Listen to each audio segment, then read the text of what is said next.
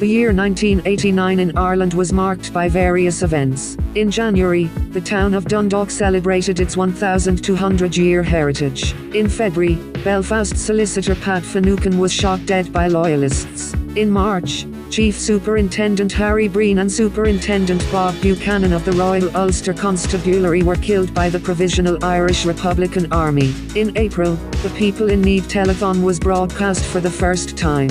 In May, Taoiseach Charles Haughey promised support to Nicaraguan President Daniel Ortega at the European Council of Ministers, despite pressure from the US to take a tough stance against Ortega. In June, the University of Limerick and Dublin City University were created. In August, a march was held in Dublin calling for British withdrawal from Northern Ireland. In September, a train crash in Claremorris injured at least 70 people. In October, 3 of the Guildford Four were released from prison. In November, the Sunday Business Post newspaper was first published. In December, Aer Rianta's 5 millionth passenger was presented with a holiday to Florida. In terms of arts and literature, the Windmill Lane Consortium announced plans for a television station, TV3, contemporary music radio station Atlantic 252 and independent pop music station Century Radio went on air for the first time. The film My Left Foot, directed by Jim Sheridan, was released. In sports, Ireland beat Northern Ireland in a World Cup Qualifier and won in Malta to secure qualification for the World Cup for the first time. The All-Ireland Senior Football Championship final ended with a victory for Cork.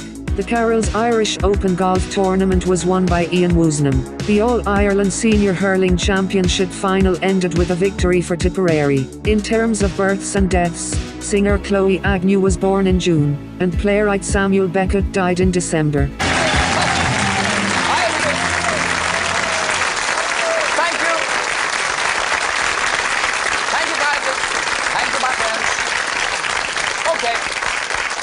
Thank you very much. Good evening to you. Welcome once again, folks. And straight away, let us express our regrets for having lost a show last week because of industrial dispute. And we're trying to make up to some of the people who were disappointed last week, and great disappointment around the country.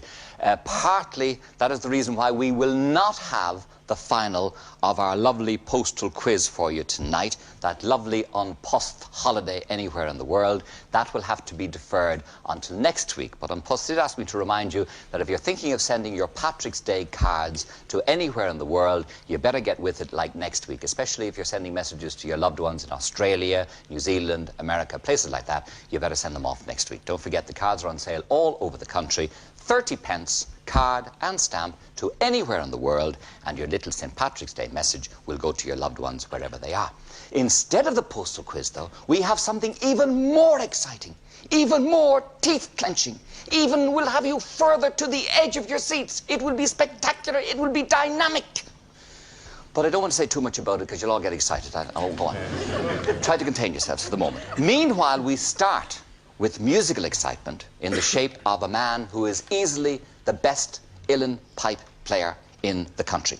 His latest album is called Out of the Air and is doing very well. And of course, his first album, all his fans will know, went gold. And he has a little piece for us tonight called Atlantic Bridge. Would you welcome, please, Davy Spillane.